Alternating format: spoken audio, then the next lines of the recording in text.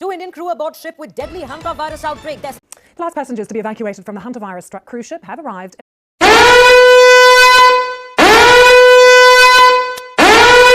नमस्कार दोस्तों, 1 अप्रैल 2026 को एमवी होंडियस नामक एक लग्जरी क्रूज शिप असुइया अर्जेंटीना से रवाना होती है। दोस्तों, ये शिप अंटार्कटिका साथ ही साथ दक्षिण अटलांटिक के कुछ द्वीपों की यात्रा पर निकली थी। इस शिप में लगभग 150 पैसेंजर साथ ही साथ कुछ क्रूज मेंबर थे और इसमें 2 भारतीय क्रूज मेंबर भी शामिल थे। दोस्तों, 6 अप्रैल 2026 को इस शिप में सवार लोगों में श्वसन संबंधी बीमारी के कुछ लक्षण सामने आते हैं, जैसे कि सांस लेने में समस्या आना, उल्टी, दस्त, थकान और समय के साथ साथ ये लक्षण लोगों में और भी ज्यादा गंभीर होते जाते हैं और आखिरकार 11 अप्रैल 2026 को पहले पीड़ित की जहाज में ही मौत हो जाती है। इसके बाद 26 अप्रैल को दूसरे पीड़ित की दक्षिण अफ्रीका में जहाज से उतरने के बाद मौत हो जाती है। दोस्तों, मगर हैरानी वाली बात यह है कि अभी भी WHO को इसकी कोई भी जानकारी नहीं दी जाती और आगे चलकर 2 मई 2026 को तीसरे पीड़ित की जहाज पर मौत हो जाती है और इसी दौरान WHO को इस मामले की जानकारी दी जाती है। और दोस्तों, 8 मार्च 2026 तक WHO की रिपोर्ट के अनुसार 8 संक्रमित एंडीस हंटा वायरस के मामले सामने आते हैं, जिनमें से 3 लोगों की मौत हो चुकी होती है और इसके बाद लोगों को स्ट्रिक्ट रूप से क्वारंटाइन किया जाता है। दोस्तों, तो आइए विस्तार से समझते हैं आखिर क्या होता है ये हंटा वायरस, आखिर कब और कैसे उत्पन्न हुआ ये हंटा वायरस, आखिर आज से कितने साल पुराना है ये हंटा वायरस और आखिरकार ये कैसे लोगों की जान लेता है।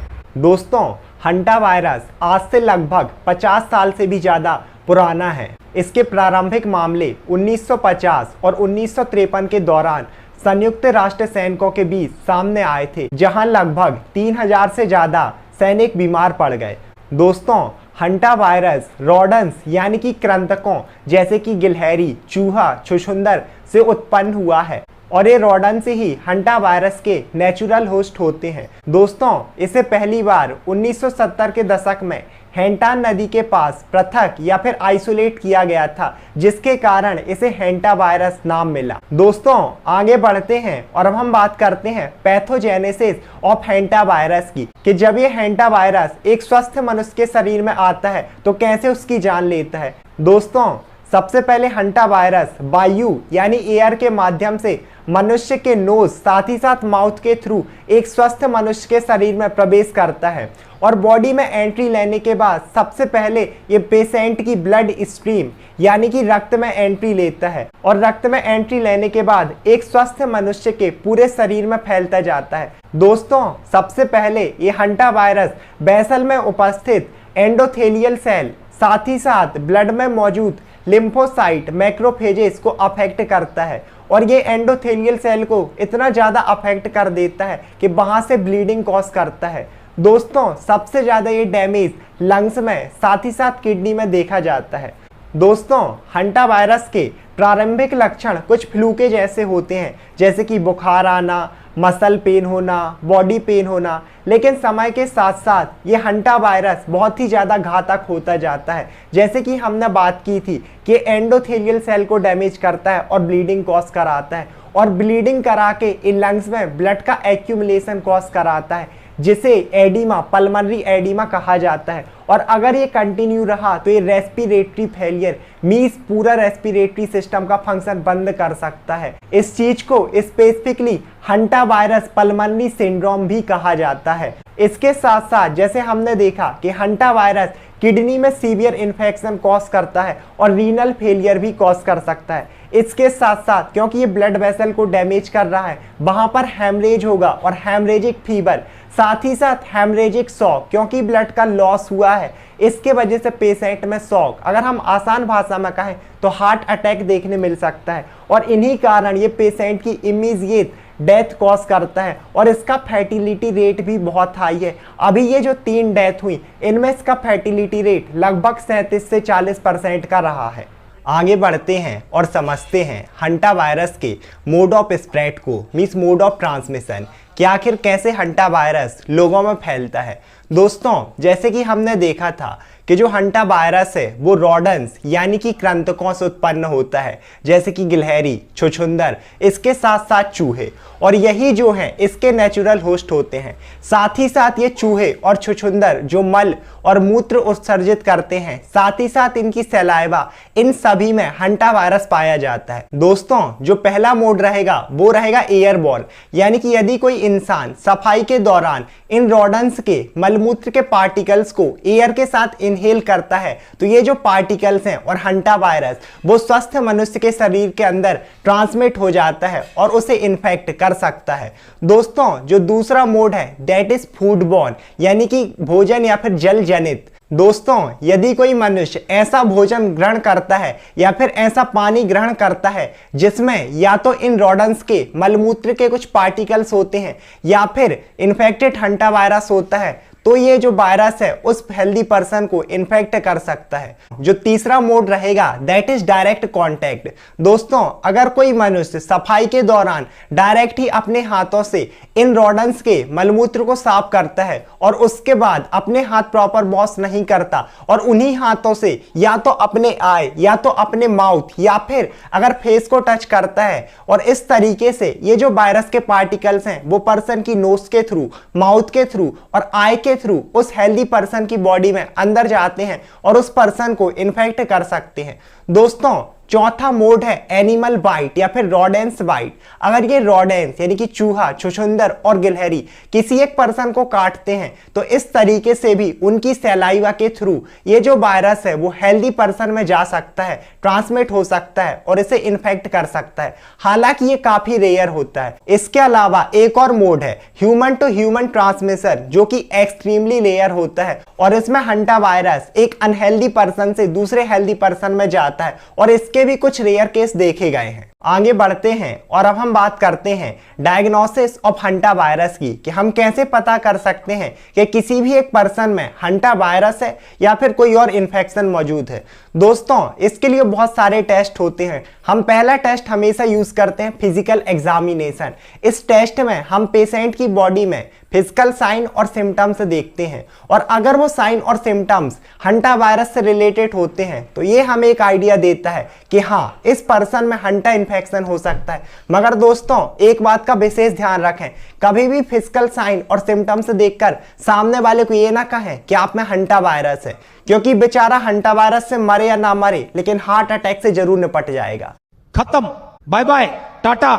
इसीलिए कुछ और भी टेस्ट कंफर्म करने होते हैं। दोस्तों जो दूसरा टेस्ट रहेगा दैट इज ब्लड टेस्ट, और स्पेसिफिकली इस ब्लड टेस्ट में हम हंटा वायरस के अगेंस्ट एंटीबॉडीज देखते हैं, स्पेसिफिकली आईजीजी और आईजीएम, जो कि एक तो हम ये भी बता सकते हैं कि जो हंटा इन्फेक्शन है वो रीसेंट है या फिर ये क्रोनिक समय से उस पेशेंट में प्रेजेंट है।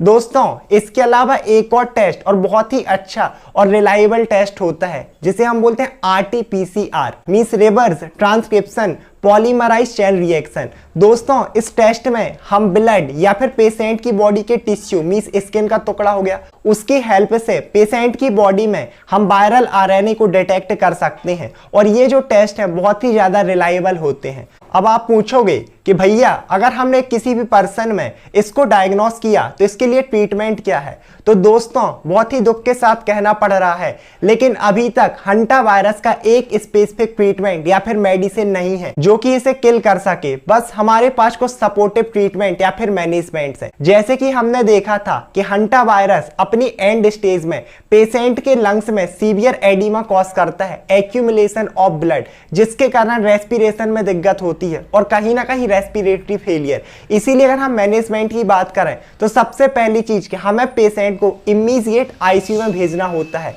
इसके साथ साथ पेशेंट को oxygen support by the help of mechanical ventilation और अदर डिवाइस की हेल्प से ऑक्सीजन सपोर्ट प्रोवाइड किया जाता है ताकि पेशेंट के लंग्स कोलैप्स ना हो। इसके साथ साथ अगर हम कार्डियोवैस्कुलर सिस्टम में देखें तो बीपी मॉडिफायर्स जो कि पर्सन के बीपी को और कार्डियोवैस्कुलर सिस्टम को मेंटेन करके रखते हैं। इसके अलावा जैसे कि हमने देखा था हंटा वायरस का एक और कॉम्प्लिकेशन कि हंटा वायरस आपके रीनल सेल को भी मींस किडनी को बहुत ज़्यादा अफेक्ट करता है जिसके कारण पेशेंट में रीनल फेलियर हो सकता है और अगर पेशेंट में रीनल फेलियर होता है और किडनी काम नहीं करती तो पेशेंट का ब्लड साफ नहीं हो पाता और इसी कारण हमें पेशेंट में डायलिसिस करना पड़ता है, मींस ब्लड को फिल्टर करना। दोस्तों, इसके बाद आप लोगों के मन में एक सवाल आ रहा होगा कि भैया इतनी झंझट क्यों करना, जब ये इतना खतरनाक है तो हम वैक्सीन क्यों नहीं लेते। जैसे कि पोलियो में हमने 2 बूंद जिंदगी की पी और लाइफ टाइम हमें पोलियो नहीं होता। दोस्तों, बहुत ही दुख के साथ कहना पड़ रहा है, लेकिन अभी तक हंटा वायरस की कोई भी एक ग्लोबली एक्सेप्टेड वैक्सीन नहीं है जो कि इसके लिए 100% इफेक्टिव हो। हालांकि इसकी कुछ जो वैक्सीन्स हैं वो यूज हो रही हैं, जैसे कि हंटावैक्स जो कि सऊदी अरब में, इसके साथ साथ हम बात करें तो चाइना में लगातार यूज हो रही है।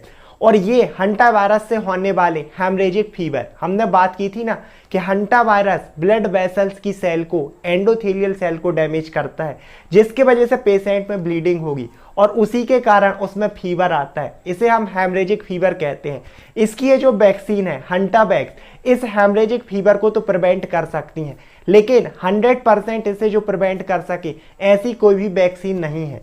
हालांकि साइंटिस्ट लगातार इस पर वर्क कर रहे हैं और इसकी वैक्सीन बनना बहुत ही जरूरी है, क्योंकि हंटा वायरस का फैटिलिटी रेट, मृत्यु दर रेट बहुत ही ज्यादा है। अभी के इन केसों में देख लो, ये जो 8 केस आए इनमें से 3 लोगों की जान चली गई और अभी आगे पता नहीं कितने लोगों की जान जाने वाली है। अभी का इसका जो फैटिलिटी रेट निकल के आया है लगभग 37% से लेके 40% तक का। दोस्तों, अब चूंकि इसकी वैक्सीन नहीं है इसीलिए सेल्फ प्रिवेंशन करना बहुत ही ज्यादा जरूरी है। जैसे कि हम बात करें तो घर के जो गेट हो गए, विंडोज हो गई, खिड़कियां हो गई, जो होल्स हो गए, इनको प्रॉपर क्लोज करना ताकि जो रॉडन्स हैं वो आपके घरों में ना आ पाए। साथ ही साथ अगर ये रॉडन्स आपके घरों में हैं, चूहे, छछूंदर, तो समय समय पर कमरों की प्रॉपर सफाई करना। इसके साथ साथ जैसे हमने देखा था प्रॉपर फूड हैबिट, कि आपका जो खाना है वो ढका होना चाहिए। ऐसा नहीं कि प्लेट उगरी रखी है, अब वहीं पर रॉडन्स, चूहे आ रहे हैं, अपना मलमूत्र कर रहे हैं, आपने वही खाना खा लिया। इस तरीके से आप इन्फेक्टेड हो सकते हैं।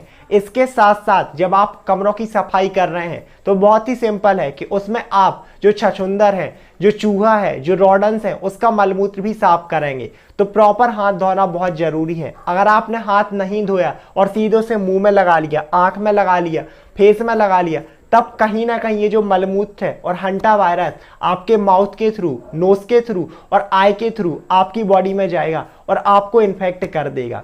इसीलिए हमें प्रिवेंशन के लिए प्रॉपर हाइजीन का ध्यान रखना बहुत जरूरी है और इसी तरीके से हम कहीं ना कहीं इस वायरस को प्रिवेंट कर सकते हैं और अपनी जान बचा सकते हैं। दोस्तों, आज के वीडियो में इतना ही। मिलते हैं फिर एक किसी नए वीडियो के साथ। जब तक के लिए सभी को जय श्री महाकाल, जय श्री राम, जय हिंद, जय भारत।